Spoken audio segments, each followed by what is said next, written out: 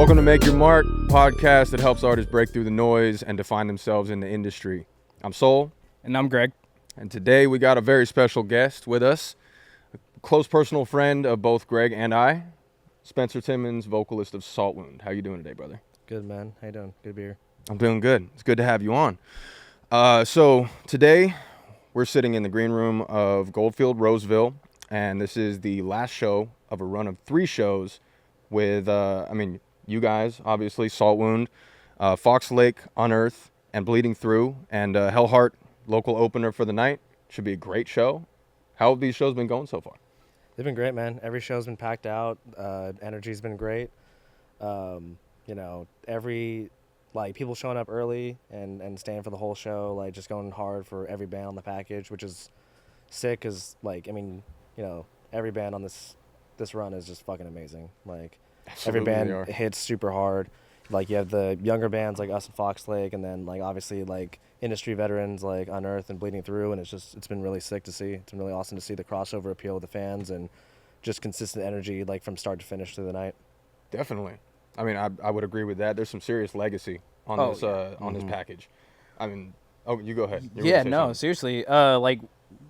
You work with Brandon on a professional level, so how is that touring with him right now? Like, and that experience, and him being able to kind of view how you're doing everything every single night, and also the fact that he works with you. Like, what's that like? What's that relationship like for you? Well, it's funny because we toured with them before he ever managed us. Like, we actually played the first show with them here in this venue. Sick. And then I got off stage, came down here and sat down on one of these couches, and he came over and sat next to me and basically told me everything that he liked about the set, and how he viewed us and how he, really respected what we were doing and how we play and our sound and everything. And, that was the start of our, working with him professionally and everything. And so, back then, speaking for myself, I was extremely intimidated working with someone like him who's been around for so long. And, right.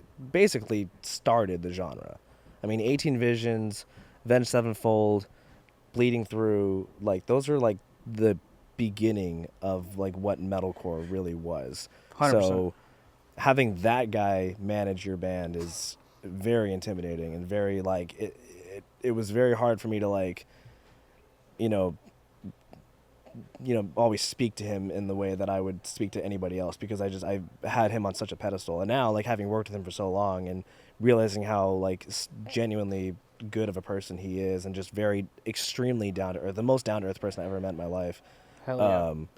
Now it's I could just rip him, I can just give him shit, and just the whole touring with him is the funnest thing ever, because I just fuck with him the entire time. It seems like a great time. Oh yeah, I just piss him off. 100%. We love that. I love it. It's just great. Master and apprentice kind of relationship. But it's interesting how when you meet a titan of industry like that, somebody's been doing it for. Their first album came out 25 years ago, right? Yeah. I looked on Spotify. It said 2000, and the album they dropped earlier this year is called 9, appropriately, because that's, I think, the 9th studio album. Yeah. These guys have been doing it forever, certainly as long as I've been paying attention to metal music at all. Right. And now, when you strip all that away, and he's just a person, now you're looking at him, eye to eye. And for me, one further than that, he's also a front man who's been doing this for the last 20, 25 years. Right. So direct influence. Not only do I speak to him about, everything else that he does, because he's a producer, he's a writer. He wears so many hats, both in Bleeding Through and outside of it, that, a lot of hats that I also wear in Saltwound and our own projects, and myself personally, that I get to talk to him about all those things. But then hearing his takes on my presence as a front man, or my vocals, or my performance is it's hard to describe the feeling of that, for someone that you respect so deeply, for them to just be oh yeah dude, I really like when you do this, I like when you do that, there's I think this is really cool, but you should tweak this a little bit, or whatever, and you're just that really constructive criticism that is needed, but so appreciated from somebody who not only you look up to, but now is a friend to you. Exactly. That's invaluable. That's what Nick is to me. I had a conversation with Marta last night when we were leaving Fresno, and she was just saying, she was like, yeah, like we really love you guys, and you're really great, and we love touring with y'all and all this stuff. And I told her, I was like, dude, there's no band on this earth that's done for us what Bleeding Through has done for us. Not even just Brandon, but all of Bleeding Through has Right. put Saltwound on so much, so consistently for these past 2 years. And so much of what Saltwound has right now, we would not have at all without Bleeding Through. And there's no way that I can describe our gratitude for that. And there's also no way that I can ever repay that. Yeah. So I'm Certainly. saying this in front of 2 of their members behind the camera right now too. So, like, yeah, I mean, like, I mean it. You know what I mean? Like, it's Nothing just but like, love. It's so yeah, it's all love.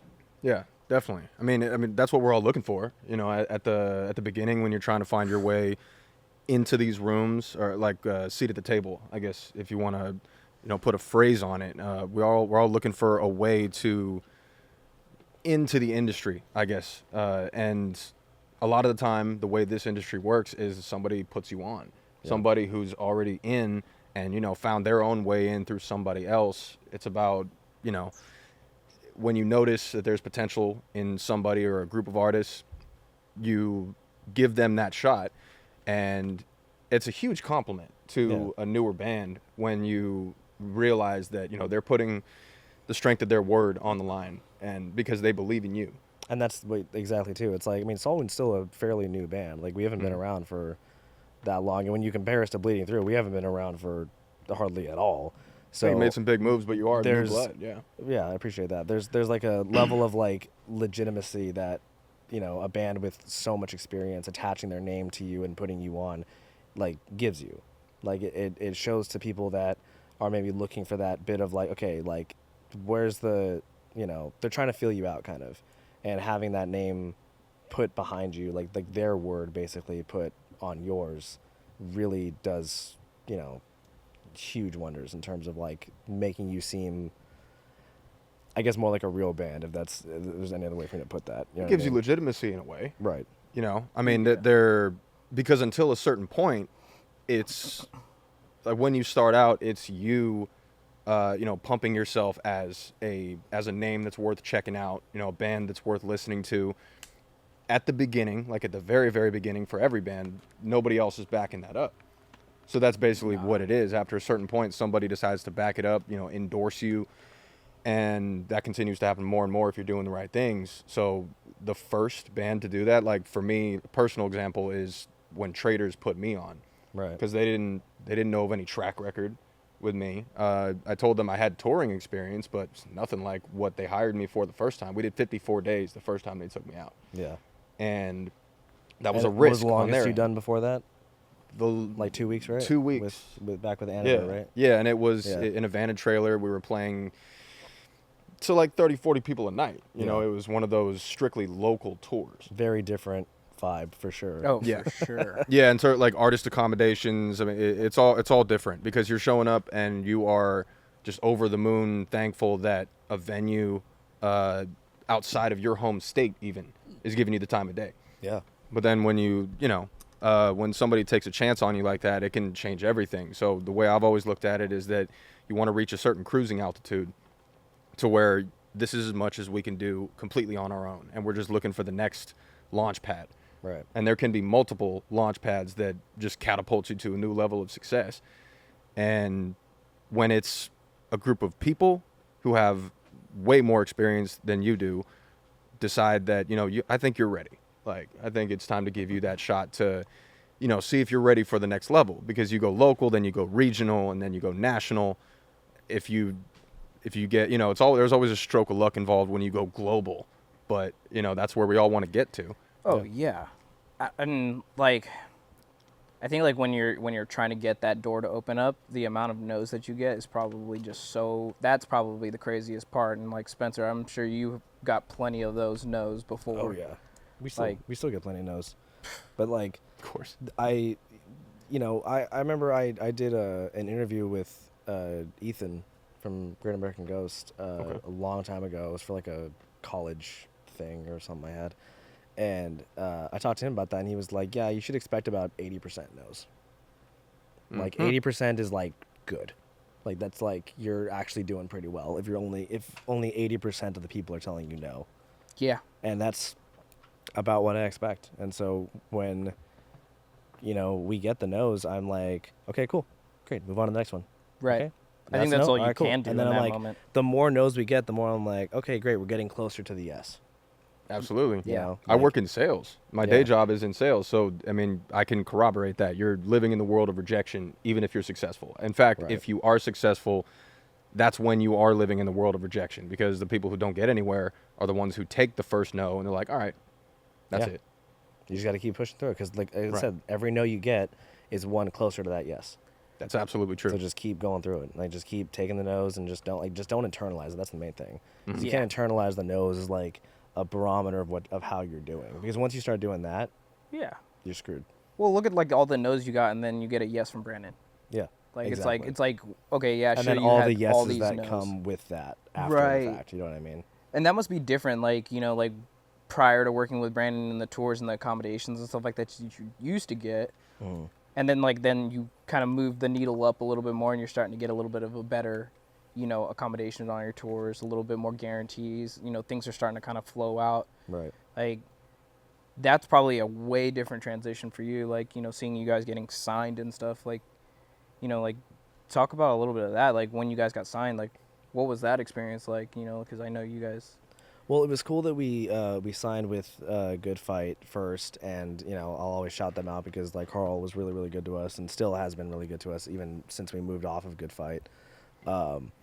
So like we kind of got like a little taste of it before Sharp Tone. Like we saw kind of, at least I got to see like, okay, this is what it sort of looks like when you're submitting, a release to a label and working with the label on like marketing strategies and all that kind of stuff. And then when we got with Sharp Tone, it just like kicked it up to like 20 and was like, oh shit, okay, like now we're having like Zoom call meetings, and now we're like going through entire like week to week, month to month strategies of like, when's this gonna drop, when's that gonna drop, what are we gonna do for this, like what are all the different like marketing areas we want to hit for this, and target audience, like all kinds of shit that in some ways it gets really clinical, but in other ways it's still like you're talking business with people that at the end of the day are in the business of art. Right. So they care about it. They're not just throwing it out there like they're releasing a new shoe. Like they care about like the artistic vision behind it as well. And Sharp Tone's been great. Like I'll always put them on. They've been awesome for us. They've been super supportive, super helpful, like always about like putting us on and pushing us like not where they want us to go, but where we want to go. And that's invaluable. That's been the best part of it, honestly. That's so sick. Yeah. I think a lot of bands that are local, they think like getting signed is like, yeah, it's a really cool moment, but the pace changes. I didn't even like really think of us as a signed band until like I think either after the record came out or like this year or something, because there was so much like yeah, it was awesome, but there was also so much like work to do with it, and like trying to get the album mixed, and there's like a ton of different ways that you need to like mix a record when you submit it to a label. Like they need different mixes for the vinyls, they need different mixes for the CDs, for streaming platforms. Like before we would just hit master on a fucking song and just send it out, and that's fine, but like no, there's a certain way that you do this stuff so that it sounds the best on every like medium you're listening to. And that was totally alien to me. I'd never done that. And even our producer who we work with was like, I sent him the deliverables list that they gave us, and he was like, oh shit. And I was like, yeah. I was like, have fun with that. That list gets bigger. Yeah, it just sure. We're talking about the the legitimacy that it adds Right. when you become a signed band. Like that list of deliverables gets longer. The standard, the minimum standard. The bar actually, gets the higher. bar gets yeah. higher, and it can definitely help you feel like more of an entity. It's like bigger than you now. Yeah, and like even at that time there was so much to do with that I wasn't really like, you know, I wasn't taking that victory lap. I wasn't like, oh shit, Saltwound's a signed band. Like, hell yeah, this is fucking dope. This is awesome. Yep. And I wasn't thinking that way at all, because I was just like, okay, I gotta get this done. I gotta get that done. Okay, we gotta release this time. Okay, we gotta schedule the music video shoot here because it has to be delivered by this time, because it has to come out by this time. We need to submit it to Revolver and submit it to, like just all the like moving pieces. And then finally at like some point, you know, it was probably like in fucking March or something, to be real. Like, it was when Saltwound like took a minute where we weren't doing so much, and I stepped back for a second, and went like, oh shit, yo, we got signed.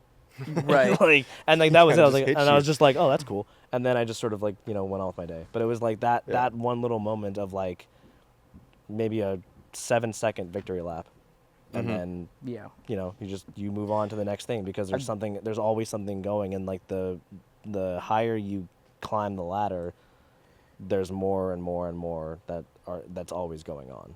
So You definitely- really can't spend a lot of time like basking in your success, can you?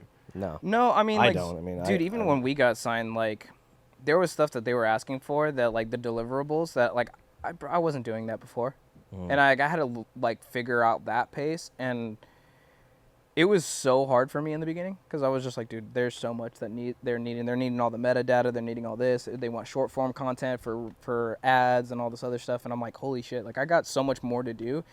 And I think it wasn't until like the third single that I finally was like, okay, cool, I'm finally catching my like stride here. Yeah. But like, there was so much more that was required out of me as a in my band.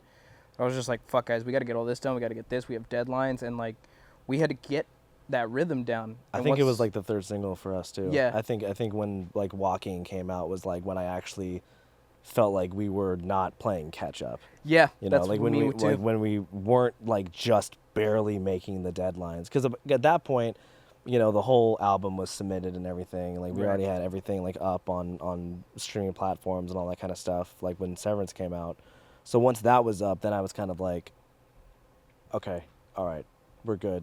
We also had a tour too. We had that Cell tour with Last 10 and everything. Yeah, you like did. at that same time, so we're doing like album rollout and tour prep, and the first time that we're doing an album rollout on a label, so obviously there's a lot more shit to do. And just the combination of those two together, like you said, like it was that third single where like, okay, tour preps, we've already left for tour, so Yep. that's already done, or I mean not done, but like the prepping crap is done, and we're just 100%. like driving to the gigs now. And all the albums submitted, and now I'm just, you know, I'm kind of just sitting there watching it get do released. its thing, yeah. And yeah, at that point it's kind of like, okay, cool, like we actually got it done.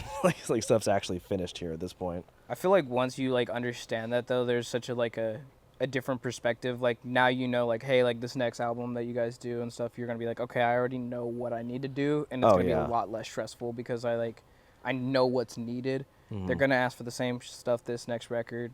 I got it. I know how to do it, and then it's like you're not playing the catch up like you said, because like Right. that's like. I thought so many times that I was like, dude, am I fucking this up? Like, And you like, can plan it holy out a bit fuck. better too, because like when you're like first getting signed to a label, like you're dealing with all of like the signing process, and you know, going over them like, okay, when are we going to announce it, and how are we going to package the announcement and the singles and everything, and you're going over deliverables and what do you guys need from us in terms of like visual content, music videos, promotional content, the songs themselves, the actual music, the reason why we're here. Right. And you have all those things packaged together, and you're kind of trying to have almost like 5 conversations at once. And once you get past that point, now, I mean, it feels like to me like we're getting to the next release and stuff. It's like, okay, this is way simpler.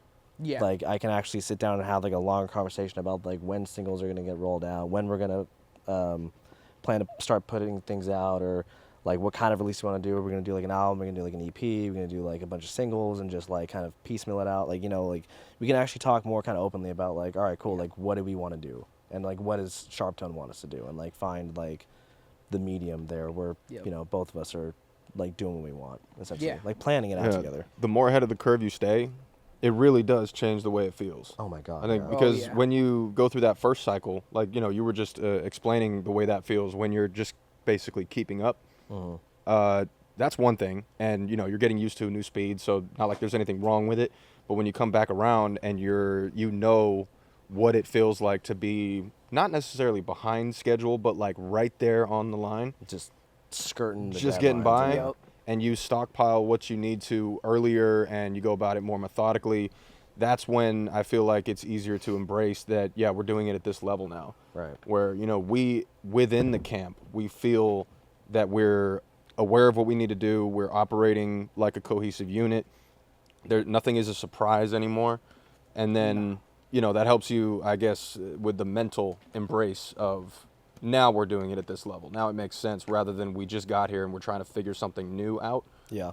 You know, I feel like it makes it easier to enjoy, even though I still think it's hard to bask in whatever success any artist finds because you're always scrambling to get to the next step. It feels impossible for me, but It's- I know it some takes- people can do it. I just can't. It takes effort the and same focus, yeah, to actually put yourself in the present moment. I feel like being on tour is the easiest time to find that Yeah. because at least you know what your daily schedule looks like, and you know what the next month or two is. It's all planned out, master tour, whatever. You have all the details in front of you. And yeah, there's areas where you're going to be scrambling day to day. You're dealing with a different venue every day. But when you're on tour actually living it, that's when it's our job to, you know, remember why we deal with all the bullshit and, you know, getting bogged down in all the details and stressing ourselves out when we're not on the road, preparing for a tour or preparing to enter the studio or anything like that. Right. It's, you know, it makes it all worth it. You got to make sure that you place yourself in that moment and you get as deep as you possibly can immersed in that energy of being on stage and making people happy every night.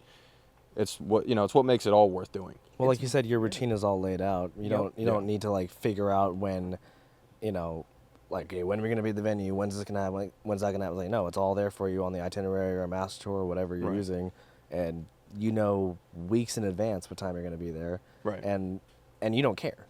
You don't care because you got to think about when you got to be at the venue the next day, and then you get there, and then you got to think about the next day, and it's constant. You're living day to day, and to me, I feel like that's way less stressful than like having deadlines 3 weeks out or plans to shoot a music video 2 months out and like trying to plan all the stuff that needs to go into those in advance of all that happening. Yep.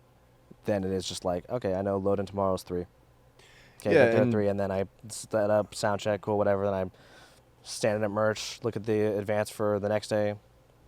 Okay, load tomorrow's 2. All right, we're gonna leave here by this time, whatever whatever. Cool. It is. It's like you almost like Yeah. kind of like put the whole thought process in your head like for the next day before you even get on stage. Yeah, and it's exactly. like it's so simple because like literally like you guys were saying like we released a single and like literally everyone's excited about it and I'm thinking already about the next single and all the stuff that I need to make sure it's sent over to the record label and I'm like that's where my brain is at. Right. I'm weeks in advance from what I'm doing now, so now I can't even think about today. Yeah. Because today is like whatever, but then with touring, yeah, it's the same way for me. Like, But because today wouldn't be happening the way it's happening if you weren't in that same mental headspace 2 months before when the single before that dropped. Right. Yep. You got to constantly stay looking down the road, and that's why it can be difficult to enjoy it sometimes. But I think the reason that the way we all seem to agree it's easiest to enjoy yourself when you're on tour is because when you're doing band-related stuff at home, you're trying to fit it into your regular routine. And, you know, like artists have tons of creative ways that they make money when they're off the road. Not all touring musicians have day jobs that are stable, which is unfortunate, but it's just reality. But it can be a lot more hectic and you don't always know what to expect out of your week, your month, whenever you're not touring. But when you're touring, it's the same thing every day. You know, we spend all the time off the road preparing to be there. Yeah. So, it's kind of a you gotta double worry life that about- we live. All you got to worry about is hurry up and wait. yeah, That's it. On tour, Which it's- is pretty nice, like sometimes people it complain about sucks it, but sometimes. I mean, I'll complain Yeah. about it because it does suck sometimes. Like they're like, I mean, when you get to the venue at 1 p.m. for a load-in, and every band is sound checked by 3:45, 4, Mhm. and you kind of just sitting there like, why the fuck was I here at 1 o'clock? I was like, we could have showed up later and got it all done in time. No, but dude, like, literally, I mean, and it's like it's fine, but because like I mean, some days it's like do you like, but what at the end of the day, like you can complain about it, but like, what would you rather do? Would you rather sit in the van at the Planet Fitness for 5 hours until load in, No. show up at 5, and then Right. try to Exactly. bust through sound check? Or would you rather get to a venue that has AC, has waters, Green room. has a couch you can lay on, Right. like maybe get some better sleep than you're getting in your bunk, For sure. all night.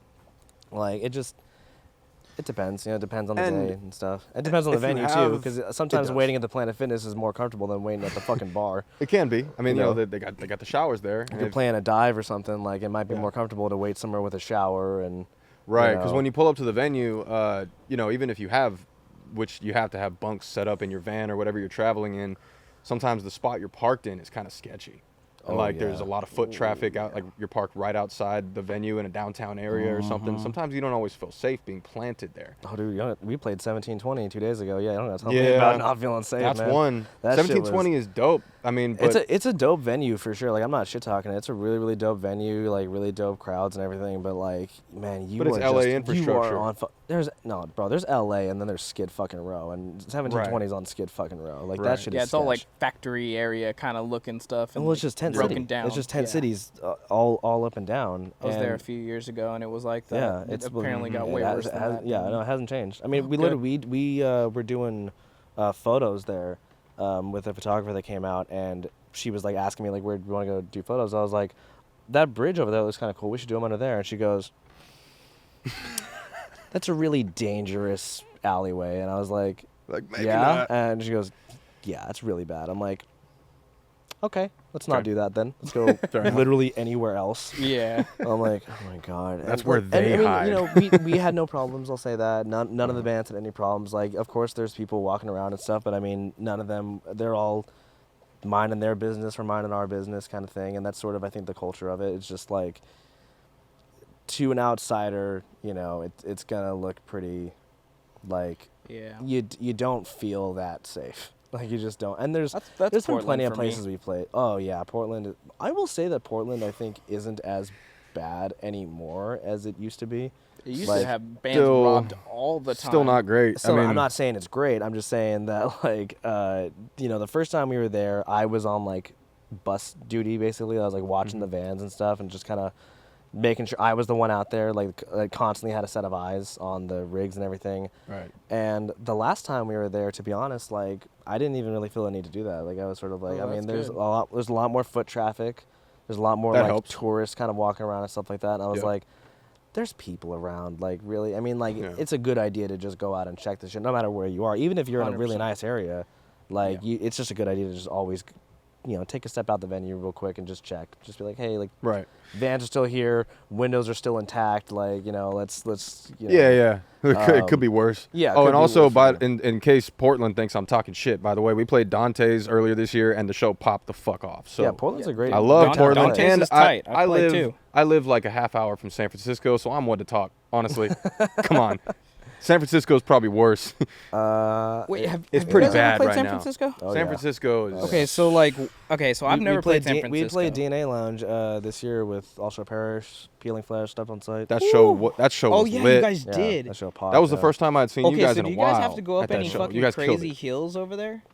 There, no. I mean, Not 11th Street. That's No. a flatter area, but there are some crazy inclines. Are that there go to crazy different- inclines for venues you've had to be at before? Because like that. not really. We went through SF. I don't know why the hell we did this, but we went through SF one time to get to a venue in. I want to say it was like.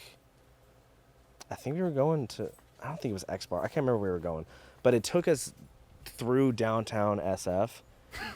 And Oh my it took us God. up those fucking, I mean, just straight up vertical hills. with a van and trailer. With a van and trailer. God damn. Actually, That's so I think at that sketchy. point we were in Marty's Honda Pilot, to be honest. Oh no. It was pretty like early days of Saltwound, but I was like, we're driving up this shit, and I was like, why the hell would it route us through? How is this faster? Like, how is this at all faster? But Yeah. that was interesting for sure. I think the steepest we've ever had to climb, well, with Saltwound, was in Edmonton, I think. Yeah, it wasn't Okay. Calgary. It was Edmonton. It was in Canada, up in Alberta. Just out of nowhere, like the whole place flat as shit, and then all of a sudden we're going up like just straight vertical a hill in our old beater 2001 Dodge Ram van piece of shit. Testing that motherfucker. Betsy got tested. Like Betsy got the warrior tested. Yeah, the warrior until she seized up on the grapevine and died. Of course it was the grapevine. Why is it always the grapevine? Because some mechanic shops don't want to tell you when you got an oil leak.